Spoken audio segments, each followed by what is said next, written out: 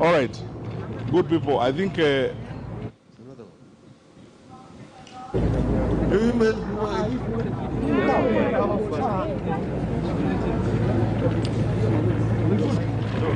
were going to Somalia. That's the way to Somalia.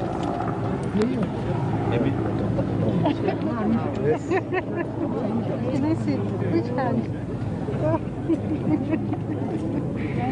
okay, I think we are fine. It will be brief. I don't think I'm going to be long. Okay, shall we? Okay, ladies and gentlemen, first of all, thank you so much for coming here, all of you. You know, the last 3 days have been very difficult days for all of us since these 3 inmates left this facility. I am so grateful, and I want to start by saying I am so grateful to God for the men and women we have in the security sector. I thank the Inspector General of Police and his team, led by DCI Kamiti and his team.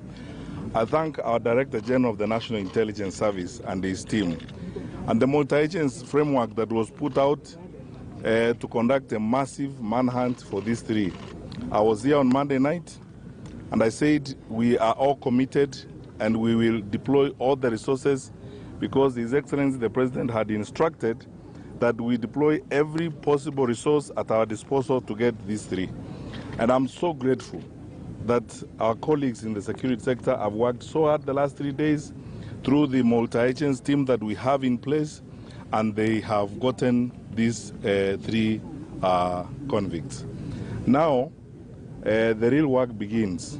What happened here on Monday was a very rude awakening that there are certain lapses that we need to deal with. We have spent the last 3 days working on, how to deal with some of those challenges.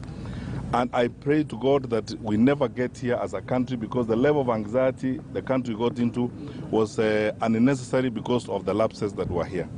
But now that we have gotten them, and we have officers we suspect failed in their duty to do this, we will ensure that the law takes its course and we bring all those who are involved to justice. The mistakes that were committed here on Monday are unforgivable. I mean, it was a very frightening, horrific actually, to say the truth, dereliction of duty on the part of some of us. And we have had a meeting with our officers. You know what His Excellency the President did yesterday in ensuring the changes were done. We now have a total of 9 officers in custody, and they're going to be charged in a court of law. And we will also charge these inmates fresh for trying to escape from here. At the moment, I don't think it is fair to say more than just that. There is much that we are going to do to ensure that these kinds of challenges do not happen. And we will be talking to you some more. And because investigations are going on at the moment, I would not like to delve deep into what we are doing and the discussions we have had. But just on behalf of grateful Kenyans and a grateful security sector, thank our colleagues in the National Police Service, our colleagues in the National Intelligence Service, and the team that is led by DCI Kamiti and others, our Director General of the NIS and his team, for the wonderful work that the multi-agency team has done. Our special team, the SOG team, I'm so grateful for the work that has been done to get these people back in here. But we are not out of the woods yet. I still need to caution our colleagues, our fellow Kenyans. We are in an unusual space because of what's happening around us. We have challenges. Please let us be very careful and let's be watchful. This is the time to maintain a lot of care in the things that we do. And we will discuss some more as we go along. We have effected very far-reaching changes. We have changed the screening system to the airports. We have changed the screening system to the SGR. You are going to notice that. Fellow Kenyans, you may be inconvenienced, but we are not, in a normal space at the moment. We have raised the level of alert. Let us all be very careful about what we do around here. Please, if you allow me, and because we don't want to talk so much, I'll only invite my colleague, the Inspector General of the National Police Service, Mr. Matiangi, to just say one word, and you let all of us get to work. We will come back to you with more information on this at the right time. IG. Asanteni sana.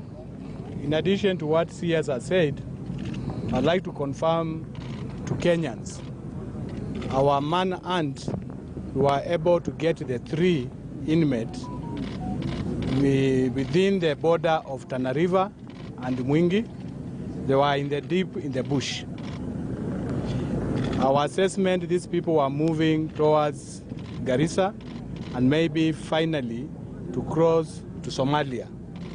I want to take this opportunity and thank Kenyans for the information they have shared, which has led to this success. And I want to appeal the same spirit to Kenyans. We keep vigil, we keep alertness, and whatever you get of security importance, we work together. It is because we have worked as a team, the all-nation approach. That's why we have been able to succeed. As CS has said, I will not be able to give more details. Let us give Mr. Kinoti and his team time to investigate, and we'll be able to conclude this matter within the law. Asanteni sana. Maybe for the Kenyans who offered information, will they get the bounty? No. We are not going there at the moment. Let's be speculative about this. We are going to work on this meticulously, as my colleagues have said.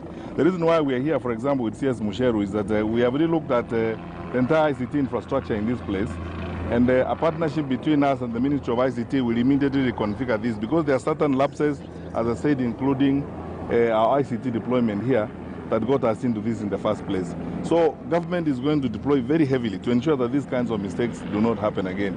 But as I said, we are determined and committed to keep our country safe. And we will stop at nothing. Kenyans need to know this. We are determined. Many of us, and all these men and women here, have not had much sleep the last 3 days.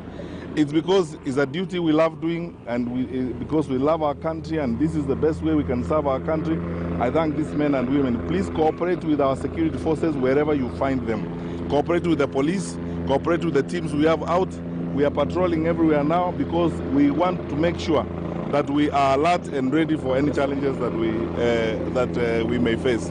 So anyway, I wish you well. We are going to have fully fledged interview and discussions as this progresses and see how we go forward. But for now, thank you everyone. Thank you the press for your continued support and coverage of this. Let's keep at it. Thank you. Huyo ni Waziri Matiangi akiwa na viongozi wengine wa usalama baada ya kukamatwa kwa washukiwa watatu waliotoroka katika gereza hilo la Kamiti, akisema kuwa watafunguliwa mashtaka ya kujaribu kutoroka, pia vile wale 9 wale